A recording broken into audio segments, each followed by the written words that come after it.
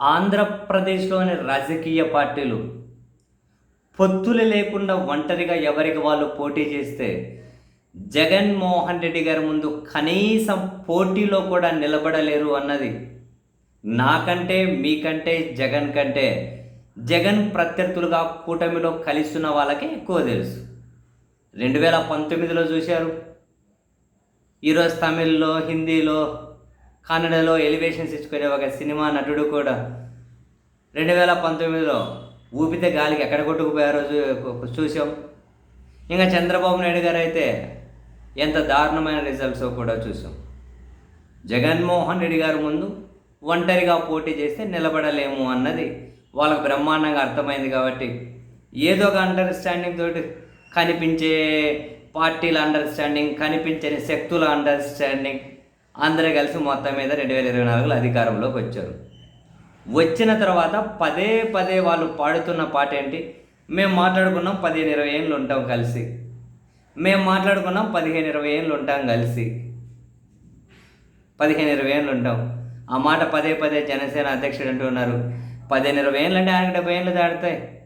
ఇంకా ఆ తర్వాత రాజకీయాలు, రాష్ట్రం ఎట్టన్నా పోయినా మనకి ఏముంది. కానీ 20 ఏళ్ళు అయితే ఏదన్నా కలిసి ఉంటే అన్న అధికారంలో భాగం అయితే ఏదో మంచిగా చుట్టూ పోలీసులు, సెక్యూరిటీ, భద్రత, ఎలివేషన్స్ ఏమి ఇబ్బంది లేకుండా నెట్టుకోసి ఇవన్నీ వచ్చేయచ్చు అనేది ఆయన పాపం ఆయన ఆలోచన కావచ్చు. ఎవరి ఆలోచన వల్ల మనం కాదనలేం. వీళ్ళు ముగ్గురు అధికారంలోకి వచ్చిన తర్వాత కూడా ముగ్గురు విడిపోకుండా ఉండాలి, మనం గట్టిగా చేతులు పట్టుకొని ఉండాలి, విడిపోకుండా ఉండాలి, విడిపోతే జగన్ తట్టుకోలేము డైరెక్ట్గానే చెబుతూ ఉన్నాను. అర్థం చేసుకోవాలి అంతే.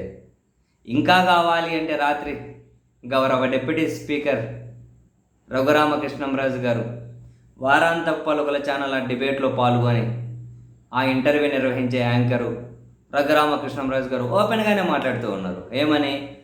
కూటమి అటు ఇటు అయిందంటే జగన్ ఎదుర్కోలేరు. ఇప్పటికీ క్షేత్రస్థాయి నివేదికలు చూసుకున్న వాళ్ళ మాటలు యాజ్ ఇట్ ఈజ్. ఇప్పటికీ క్షేత్రస్థాయి నివేదికలు, క్షేత్రస్థాయి బలబలాలు చూసుకున్న జగనే బలవంతుడు. కూటమి అటు ఇటు పెటాకులైతే జగన్ ముందు వీళ్ళు నిలబడలేరు. ఇది నిజం. ఎందుకంటే అది వాస్తవం కాబట్టి మనం అంగీకరించాలి అంటూ ఉన్నారు. అది వాస్తవం కాబట్టి మనం అంగీకరించాలి. కూటమి పెటాకులైతే జగన్ ఎదుర్కోలేరు. జగనే బలవంతుడు, జగనే పెద్ద ఫిగరు. ఈరోజు కూడా అదే నిజం, వాస్తవం. అదే పదం వాడారు, వాస్తవం అని చెప్పి.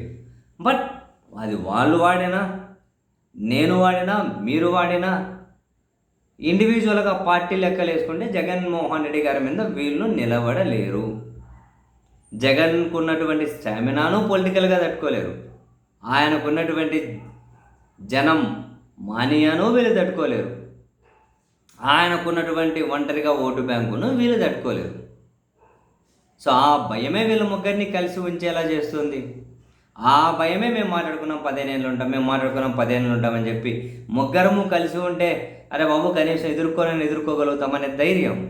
అదిగో వాళ్ళ పత్రికలు, వాళ్ళ పార్టీకి సంబంధించిన వాళ్ళు, పెద్ద మనుషులు కూడా ఓపెన్గానే అంగీకరించే పరిస్థితి వచ్చింది. సరే, అంగీకరించడానికి నిజాలు ఒప్పుకోవాలంటే ధైర్యం కావాలి. వాళ్ళు ఎందుకో రాత్రి ఆ ధైర్యాన్ని ప్రదర్శించారు. ఆ ఛానల్లో కూర్చొని. బట్ నిజం మరి ఎట్లా కలిసి ఉండి ఒకరు బలహీనపడి, ఒకరు బలపడి, ఒకరు 10 అడుగులు వెనక్కేసి, ఒకరు 2 అడుగులు ముందుకేసి ఏం చేసినా మనం ముగ్గురం విడిపోకుండా ఉండాలి. విడిపోతే రాజకీయంగా మనం నామరూపాలు లేకుండా పోతాం. దానికైతే వాళ్ళు ఫిక్స్ అయ్యారు. ఇంకా రాబోయే రోజుల్లో చూడాలి ఎవరు దేనికి ఫిక్స్ అవుతారు, ఫైనల్గా జనం ఎవరికి ఫిక్స్ అవుతారు అని.